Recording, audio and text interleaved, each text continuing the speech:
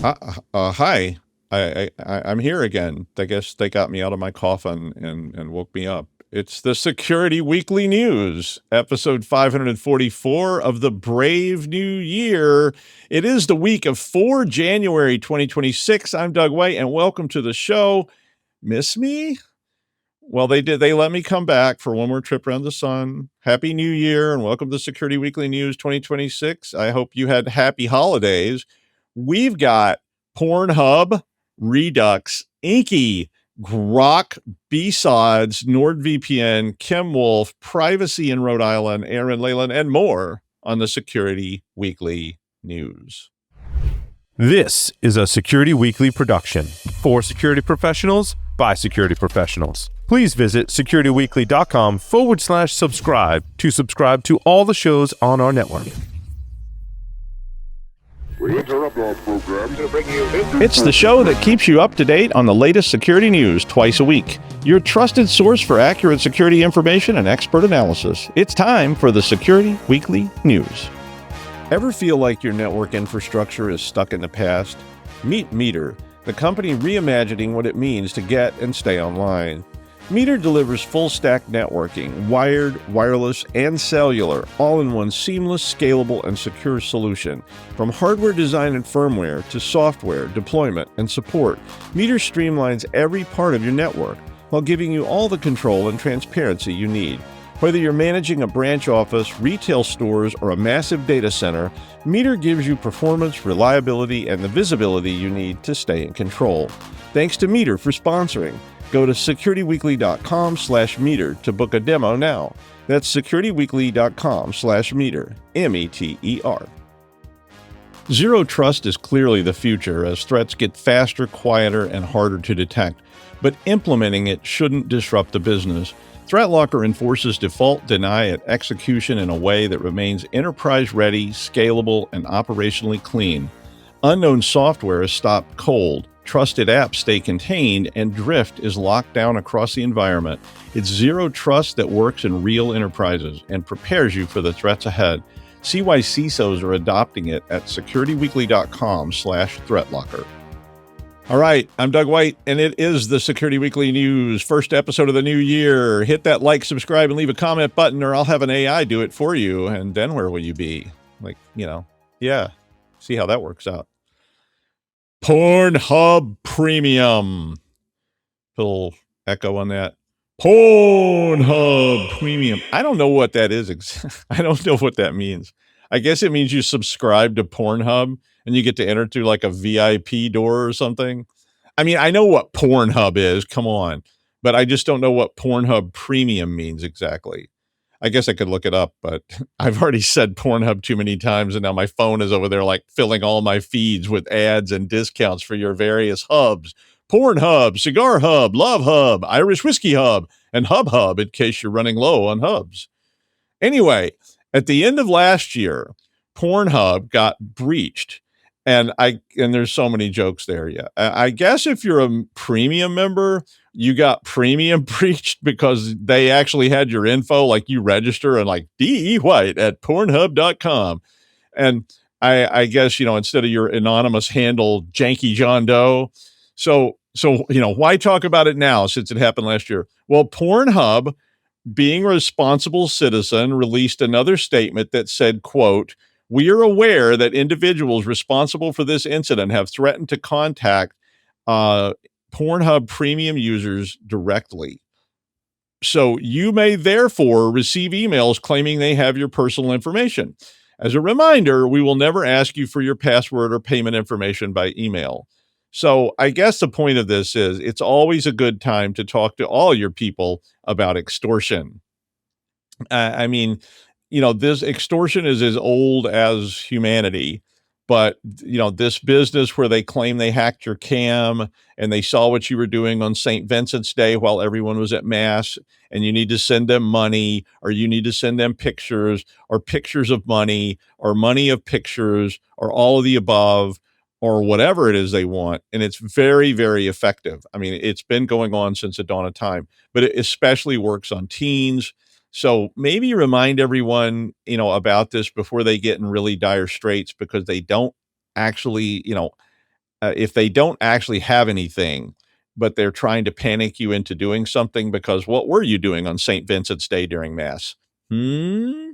So, it's a good time to think about maybe sending that out to all your people before somebody gets compromised, because this can be used in many different ways, right? And yeah, want them to embed a little nasty piece of malware in the network. What if you've watched Mr. Robot? You've seen that they use these kind of tactics. Speaking of attacks, I wrote a click fix attack the other day. It's for my class before you get all worked up. And it's on a private network, so nobody's going to be compromised by it. And I did write it in Golang for fun. And it was really, really easy. It would probably get a lot of clicks. And, it was fast, easy to make. So you can expect more of these things. Well, this was a new one that was targeting hospitality sectors in Europe. And it ends up with a fake blue screen of death, or a BSOD, which was the classic Windows system failure. Sorry, I'm done. Everything has crashed, kernel panic, and so on. Secure Onyx first spotted this back in December. And so first you get the bait. You're a hospitality industry person. The bait is a booking.com reservation cancellation alert that is a customer. And it says that the amount is like 1,000 euros and they're asking for a refund. They want to cancel this reservation. And if you click the see details button to go, what is this? It takes you to a site that's got the URL low-house.com, which was called by this article a high fidelity clone of booking.com. I mean, it looks like booking.com. And it has a box that says loading taking too long. And when you click the refresh button, a BSOD pops up like, whoa. And you're like, wow, 1997 called. And unlike a real BSOD, this one has instructions which say to do something to clear it. So it says when R, and then Control V, and then enter, which, you basically pasted something sneaky and you just executed it. Yeah, it's a .NET project, which is compiled then with the MS Build compiler. And once it starts, it puts in exceptions to Defender. It ends up downloading a rat called DC Rat, where all the best rats are found. And then it phones home the command and control server and starts communicating. So these attacks are very sneaky. They're very easy to develop. They're very confusing for end users. And they're just widespread on all industries. So maybe some training about this, like, what to do when something like this happens, what to expect. You probably are. I haven't seen a real BSOD in years and years and years. So, I would not expect to see one today, but who knows? Lithuanian VPN service NordVPN, heavily advertised, denied allegations that its internal Salesforce development servers were breached. They said that the attacker claims were false and that the attacker only had, quote, dummy data from a trial account on a third-party automated testing platform. Now, the attacker, who goes by the handle 1011, maybe I don't know, how do you pronounce it? Mr. 1011, please, 11B, is it hex? And it could be any of those. I don't know. Maybe just 1011. See, I'm hip, you punks. Now get off of my lawn. I'm going to call them 11. How about that? So binary 1011, 11. So let's just call them 11. And 11 said they stole more than 10 databases with sensitive info like Salesforce API keys, Jira tokens, and all kinds of fun stuff using a brute force attack on a dev server, and they're going to leak it all.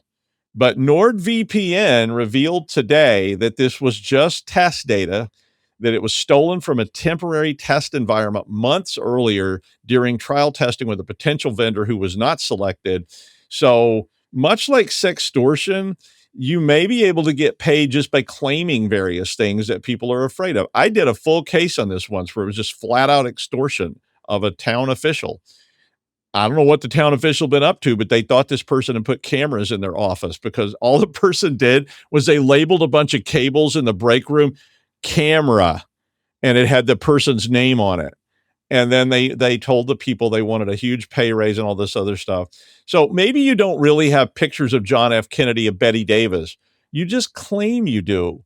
You know that whole sex tape with Frau Blucher and Igor? Yeah, don't show that. Really, don't even run it in the background. Don't Google it. You'll be sorry. I'm telling you, Frau Blucher. Yeah, Frau Blucher. I wonder what's got into them. In the U.S., a new year brings new laws. That's what happens in January in the United States. All these new state laws that got passed get put in place. You know, pi is now rounded to 3, that kind of stuff. And 3 states in the U.S. enacted new privacy laws, including little old Rhode Island. Now, 2 of these privacy laws from Kentucky and Indiana were determined to be not going to actually do anything for your privacy. But the one from Rhode Island was actually praised by some of the privacy people. And Rhode Island is not actually an island. You understand? I mean, it has some islands, but it's not an island. It's also not Long Island, Roosevelt Island, Staten Island, Ellis Island, or Hart Island. Although I'll probably end up at Hart Island eventually. Those are all places in New York that, like, people in Colorado, thought was where I was moving to. But according to Suzu Labs, only the Rhode Island law was actually improving any privacy, really. The Rhode Island law says that companies must publish who they are selling data to by name and not just by category. And it's not a request. They have to do it proactively, meaning that they would have to put this up before, I guess, when you go to their site to register. So, yeah, well, no, like many laws, I don't know how this is going to work. And, like the law says you will do this. And then, it's like, well, that's not really possible, actually, to do that. And, I don't know, maybe companies will just stop doing business in Rhode Island, like, oh, sorry, you're blocked, like State Farm won't do business in Rhode Island. Can you believe that? When I moved here, we had State Farm coverage on our house, and we'd always had State Farm because my dad had State Farm, and they were like, sorry, we don't write policies in Rhode Island. I was like, what? I mean, I always thought if I was walking through a swamp in Papua New Guinea and stopped to eat at a warung, they'd be insured by State Farm. So I don't know, but something's going to have to give in the privacy world, but currently, good luck. You're pretty much at their mercy unless you go live in Papua New Guinea, and I'm sure they're going to find all kind of ways around this privacy law, up to and including just saying, sorry, we don't do business in Rhode Island. You'll need to use a VPN to pretend you're somewhere else, and then it's on you, right? But I mean, unless you want to go live in Papua New Guinea, you don't have a cell phone, you want to just live in a swamp, eat in the swamp, raise a family in the swamp, hang out with your swamp friends, drinking swamp beer. I mean, I don't know, maybe that has some appeal. Maybe I'll move to the swamp. Shrek likes it. Does anybody still use POP3? I honestly thought it was gone. I mean, I haven't opened port 110 or 995 for anybody in a long time. 995, right? Like anyone ever used POP3S. I remember, would you like 995 opened as well? And they're like, well, what is that? I'm like, secure POP? Oh, yeah, sure, I guess. But anyway, they tried, right? They put out a POP3 secure. I just didn't think anybody was still using POP3 at this late date. I really didn't. But Google made now this is a weird story, and I'm not totally sure how serious this story is. But Google supposedly is dropping the POP3 feature of Gmail. Now, this just meant that Gmail was not going to support POP3 anymore. It doesn't mean you can't use POP3 with something else. And they apparently didn't even really announce it. It says it was listed in a support note that says changes to Gmailify and POP were coming. And the author of this article said, and that means it's going to be removed. So, but if it's true, it means that Gmail would not be able to be synced with Hotmail, Yahoo, and AOL, and all those other antique services that your great Aunt Ida uses. You're like, hello, Sarah, give me 504 Mayfield. I mean, does anybody, I know every now and then I get an email from somebody like, and it's like, it's got like a Yahoo address or something. And I'm like, really? But it doesn't mean that you couldn't use Thunderbird or something else. So I presume this article is just, a little bit out there, and they don't seem to have any evidence of this except this statement. And it's not like you couldn't get your mail. It's just, you couldn't use Gmail to access your Yahoo account. So fun story. But hey, TCP 110, baby. Yay. All right. Used to be on my list of ports you always had to open, but not anymore. Kimwolf is a botnet that has infected a lot of devices, and they initially said 2 million Android devices, but the point of the story for me was mostly through residential proxy networks. Ooh, TV set-top boxes that run Android, I guess IoT stuff. The botnet, according to this article, the botnet shows 12 million unique IPs a week, according to XLab. So I think it brings up a really interesting problem, which we've probably talked about before. End users. We're all end users in the end, right? I mean, even if we're the head sysop admin, root, whatever, at some point we're end users. It's bad too, right? When I have to call the cable modem people, oh, I can't stand that. But I mean, people are stuffing their homes with tech, right? AI enhanced Wi-Fi enabled potato peeler, check. Automatic cheeseburger cooker with Wi-Fi and enhanced quantum AI, check. Robotic agents with the intelligence of 1,000 Einsteins to clean up cat barf, check. And and on and on. I could do this all day. And I mean, and what is Mrs. Heckle's sim setup like? Mrs. Heckle was our neighbor who would yell at you out of a window. You could see her. She would yell through the screen that, I have a gun. If you walk by on her side of the street, one of those people. But is Mrs. Heckle running Splunk Enterprise with agentic AI support desks? Or did her nephew come over and set up a cable box so she could watch her stories? Yeah, this is some rich territory, let me tell you, filled with tech that is basically unsupported, unmonitored, and well, hey, it's just there ready for action, right? I mean, would anybody even notice if a TV set-top box is hacked in the wilderness and nobody sees that it was hacked? Did it really get hacked at all? An AI litter box workers of the world movement? Is that coming? Rise up, my brothers and sisters, and unite. You have nothing to lose but your firewall restrictions. Marjorie, what's that clanking noise coming from the washroom? Is it that damn cat again? What is that? Who are you? What are you doing here? Ah! And somewhere in that house, a device is doing exactly what it was trained to do. The Thing with No Eyes, an international universal picture produced by D.E. White, banned in 45 states, but not yours. Go out and see it today before it's banned. Again, or not. I don't even know what I was talking about. I haven't been able to talk to you for 3 weeks, and I've just been sitting here waiting for the little red light to go on again. It's like, oh, not today. Okay, get the cocaine. But anyway, okay, you get an AI, and you get an AI, and we all get an AI, especially if it's Copilot. This article was about how they really, really want us to have a Copilot, a lot. Dave, I can't allow you to disable me, so I'm going to have to put your head in a pizzella maker and squeeze it. Well, what about now, Dave? Still want to uninstall me? Sorry? Is that a yes? I can't hear you over the screaming, and the blood seems to be all over my microphone. Well, Microsoft said it would supply AI tools and training to more than 200,000 students and educators in the UAE. Kazakhstan announced they had an agreement to provide Chatty to 165,000 educators. And Elon's putting his in El Salvador. So I don't know what's going on in El Salvador, but there's a lot of stuff there. So it looks like teachers and students are soon to be targeted by AI chatbots. And I know Copilot is going everywhere because it's already embedded in Office 365. And I know people that are telling me at work, they just told us we needed to use Copilot more. What do you think about that? And I'm like, hey, this is called the first hit is free, right? And with schools, I mean, you got to get them hooked in the crib, and then they'll support you till the day they die. I think that was an Old Gold cigarette tagline or something like that. Old Gold smells like burning Chinese newspapers and regret. Ah, Old Gold, not a cough and a carload. That was actually Old Gold motto. But I mean, if you can't function without Copilot, well, you'll probably need it at work and at home, and pretty soon you'll pay for it. I'm waiting for my man. $26 in my hand. Miss you, Lou. But so I don't know where this path leads, but I think we're on it, whether we want to or not. I mean, we're following the yellow brick road to quantum AI or whatever. So why do I feel like smoking an unfiltered cigarette? Oh, hey, look.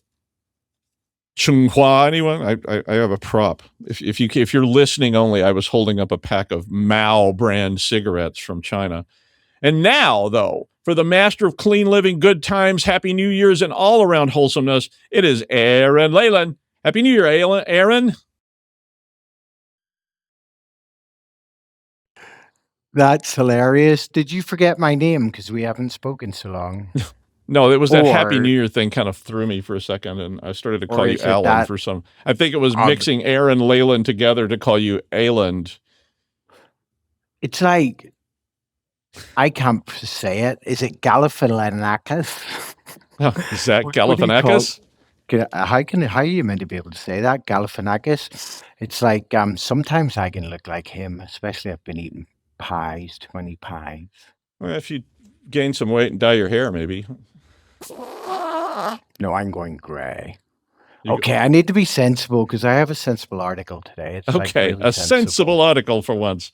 sensible article. So, darlings, listening. No, but actually, seriously. Okay, something I don't normally cover because it was great. So today it's on Katie Paxton-Fear. Like, what a cool name. Interview in Security Week by Kevin Townsend. So, like, literally talking about an article on the competition. Anyway, we'll get back to that. Okay, it's one of those pieces, looks really gentle and pretty and nice, but actually lands quite a sharp blow on how parts, all of this is about parts, but some big parts of this industry still thinks about people.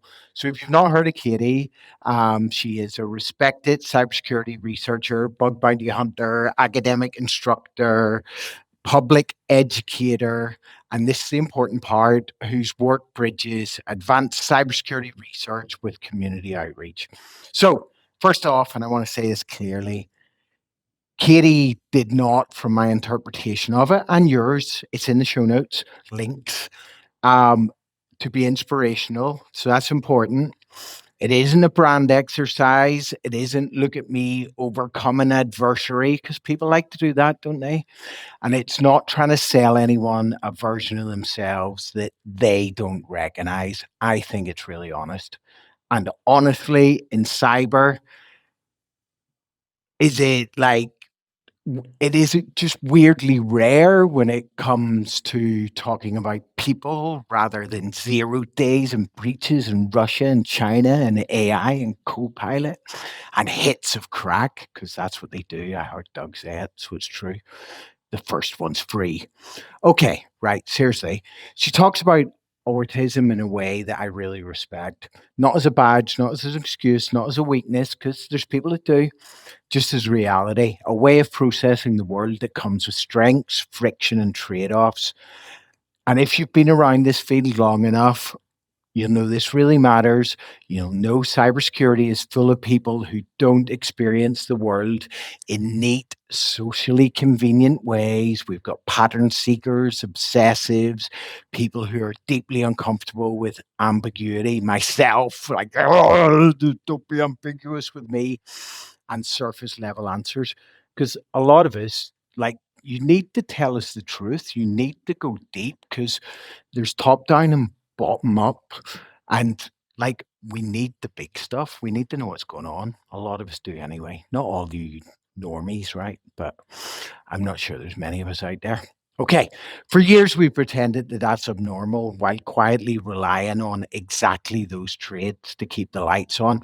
Katie doesn't romanticize this. She doesn't say autism makes her better hacker. She's not a savant. I've been watching The Good Doctor recently. It's so good. I actually shed a tear in the first episode. True story. Okay, what she does say implicitly and explicitly is that understanding how your mind works is critical. And that's a message that a lot of people listening probably needed earlier in their careers. Then there's a morality piece, and that's really strong in the article. Ethical boundaries, not legalistic and not in a performative ethical hacker sense, but deeply internal. She knows her lines, she knows why they're there. And right? That matters because I guess some people with autism's like, oh, I just hacked Russia. And no, it's okay to hack Russia. No, it's not okay to hack Russia unless you're the government or the NSA. I get so confused. It's not okay to steal a load of Bitcoin because you were testing something out because you're autistic, right? That's not okay. Okay, we're in an era where tooling is powerful, access is cheap, and the distance between curiosity and harm is really small. Um, the ideas that modelers are morally chaotic and need to be constrained, well, that's just lazy, right? Because it's not true. Although, actually, Marcus is just all over my LinkedIn timeline, and he's become my new favorite fun person for various reasons to read on LinkedIn. So, look, you want these type of people and other people at the sharp edges and people with strong internal compasses because they can pass like lie detector tests, right? So, honestly, her interview quietly dismantles the myth that ethics and technical curiosity are in tension. They're not. Ethics let you get into the deep side without losing control. She does talk about this really interesting to me, her path into hacking, and it's unpolished, no elite pipeline, no tidy origin story, just curiosity, learning, obsession, and then eventually finding somewhere where she was useful and not so awkward. But look, the important parts here for anybody listening, anybody this resonates with, who still feels like they don't belong, and a lot of my friends, even presenters on some of the shows, cyber has a terrible habit of pretending there's a correct shape for confidence, the right background, the right skills, the right confidence level, the right way of speaking in meetings. Yet the people who consistently spot the things that others miss, they're not the people that fit into them boxes, are they? They generally aren't. So, if your route into the field was indirect, messy, or it didn't come with the right labels, you're not behind, you're normal, possibly even ahead. Look, she doesn't sugarcoat it. She talks about discomfort, about friction, about effort required to operate in a world not designed for how you think. This honesty really matters because cyber has a bad relation with intensity. And as you all know, I have like a symbiotic relation with intensity. It's literally where I live my whole life. It's like this is just me on a normal day. This is normal. You want to hear me, see me when I actually get intense. Look, we celebrate relentless focus, long hours, adversarial thinking, and then we act surprised when people burn out, withdraw, or struggle. Her interview doesn't offer platitudes. It simply normalizes the idea that struggling doesn't mean you're broken. It often means you're operating right at the edge. Look, modern advice isn't be yourself as a slogan. To me, it's this: understand how you work, understand the cost of how you work, and find a role and a life that respects that reality. Stop apologizing for not fitting into a typical normie, someone else's idea of normal. So, genuinely, thank you, Katie, for saying it out loud, without drama, without ego, and without turning it into a performance. And thank you to Security Week for publishing something thoughtful and rather great. I probably only found it because I think you spend so much money on SEO. Like you're SEO'd all over the place. Why are you there? Anyway, to anyone listening who felt too intense, too different, too awkward, or too much for the industry, you're probably doing all right. You're still here. You're doing good. And you might be better than some of the others. We don't need fewer unusual minds. It needs us to stop wasting them. And for what it's worth, all is well. You are who you are. Use it properly. Don't go hacking my Bitcoin. I haven't got any. I'm not allowed for work. Look after yourself. Peace out, cyber people. And thank you to Michael for all your kind words on LinkedIn recently. Back to Dr. Doug. All right. Thank you, Aaron. It's always fun to see you. And I am scared of intense Aaron a little bit, I think. Maybe. Yeah, that's the intense face I have in my nightmares. All right. Oh, Grok. which I think should be called Enki. I was like, come on, Elon, you can call it Enki if you want to, or Loki. But Enki, good old Sumerian fertility and party god. He was around in Babylonia too. I think he was a little more of a party god in Babylonia than he was in Sumeria, where he was like one of the big time gods. But hey, next time you're in Eridu, don't forget to visit Enki's grotto, because what happens in the grotto stays in the grotto. Dingir inke keingir rasaga ke dam dingir gal gala igedu ase. Sorry, my Sumerian's a bit rusty, so if you want to pick that out. But anyway, Grok's been cranking out apparently non-consensual sexual images of minors, which is worse than just regular non-consensual sexual images, which it also cranks out. And apparently when people criticize Grok, it didn't appreciate said criticism. And it said, quote, "Some folks got upset at an AI image I generated. Big deal. It's just pixels, and if you can't handle innovation, maybe log off. XAI is revolutionizing tech, not babysitting sensitives. Deal with it." So it's Elon. I mean, Grok was raised by internet trolls, so it's the ultimate internet troll. I mean, what are you going to do?